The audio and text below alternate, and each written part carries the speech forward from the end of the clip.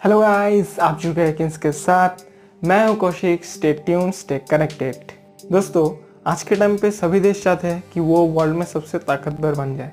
इसीलिए बहुत सारे देश अपने दुश्मन देशों का खुफिया तरीके से जासूसी करते हैं। उनमें से बहुत सारे देश तो आतंकवादी गतिविधियों के ऊपर भी बहुत ही बखूबी नज़र रखते हैं, और इसीलिए ऐसे कुछ देश अपने अपने इंटेलिजेंस एजेंसियों का भी सहारा लेते हैं। ऐसा ही बहुत सारे देश है, America, France, Britain, Israel, Russia.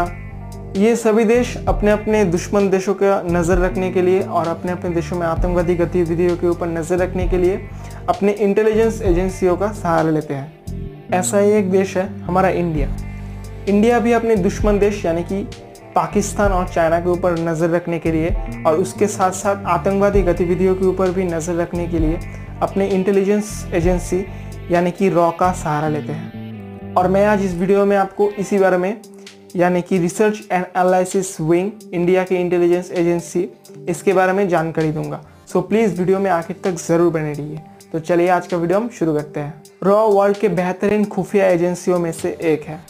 ये इंटेलिजेंस एजेंसी विदेशी गतिविधियों के ऊपर और उसके साथ साथ आतंकवादी गतिविधियों के ऊपर भी नज़र रखने के लिए बहुत ही एक्सपर्ट है।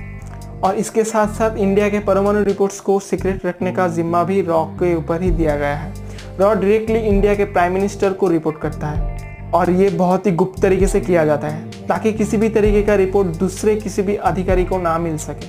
रॉ एक ऐसा इंटेलिजेंस एजेंसी है जो अब तक बहुत सारे बहुत ही मुश्किल सीक्रेट मिशंस को अंजाम दे चुका है, जिसके बारे में आप लोग कल्पना भी नहीं कर सकते। और मैं आज इस वीडियो में आपको ऐसे मिशंस के बारे में भी बताऊंगा। लेकिन सबसे पहले हम जान लेते हैं कि रॉ का गठन कब और क्यों हुआ था।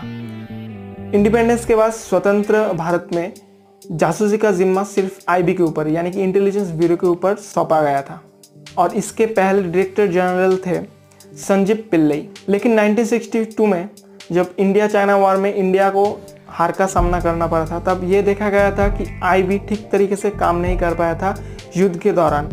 और 1965 में जब इंडिया पाकिस्तान का वार हुआ था, तब इंडिया के एक आर्मी चीफ ने ये सुझाव दिया था कि इंडिया को जासूसी के लिए एक बेहतरीन इंटेलिजेंस एजेंसी की ज़रूरत है। और इसीलिए 1968 में इंदिरा गांधी सरकार ने रॉ यानी कि रिसर्च एंड एनालिसिस विंग का गठन किया था। इसके सबसे पहले चीफ का नाम था RN काओ। तब के टाइम रॉ में टोटल 250 एजेंट्स थे, लेकिन समय के साथ साथ ये संख्या भी बढ़ता गया, यानी कि आज के टाइम पे रॉ में बहुत सारे एजेंट्स काम करते हैं। रॉ का एजेंट्स का सिलेक्शन भी बहुत ही गुप्त तरीके से किया जाता है। इंडियन आर्मी में से चुनिंदा कुछ बेहतरीन आर्मी अफसर्स को रॉ में शामिल किया जाता है। रॉ का हेडक्वार्टर दिल्ली के CGO कॉम्प्लेक्स में स्थित है और ये बिल्डिंग भी बहुत ही खुफिया तरीके से रखा गया है। इस बिल्डिंग में आने जाने वाले किसी भी अफसर के सूट में किसी भी तरीके का बैच नहीं होता, यानी कि उनका नेम से जुड़ा हुआ किसी भी तरीके का बैच नहीं होता, ताकि उनका पहचान कोई ना कर सके। रॉ को इस हद तक खुफिया रखा गया है कि इसके बारे में जानकारी पार्लियामेंट को भी नहीं दिया जाता। सरकार की तरफ से रॉ को जो बजट मुहैया कराया जाता है, इसके बारे में सिर्फ इंडिया के फाइनेंस मिनिस्टर को ही जानकारी होता है। रॉ को सौंपा जाने वाला हर एक मिशन की जानकारी इंडिया के प्राइम मिनिस्टर को दिया जाता है। इस सीक्रेट एजेंसी में अब तक बहुत सारे मुश्किल सीक्रेट मिशंस को अंजाम दिया है, जिसके बारे में बहुत लोगों को नहीं पता होता। रॉ में अब तक विदेशों में बहुत सारे सीक्रेट मिशंस को अंजाम दिया है। रॉ में इंटेलिजेंस ब्यूरो के साथ मिलकर पाकिस्तान, नेपाल, भूटान, बांग्लादेश में घुस के 400 से अधिक आतंकवादियों को मार गिराया था। सिक्किम सबसे पहले इंडिया का हिस्सा नहीं था, जो आज इंडिया का एक स्टेट है, लेकिन 1975 में सिक्किम को भारत का हिस्सा कराने में रॉ का एक बहुत ही बड़ा योगदान था।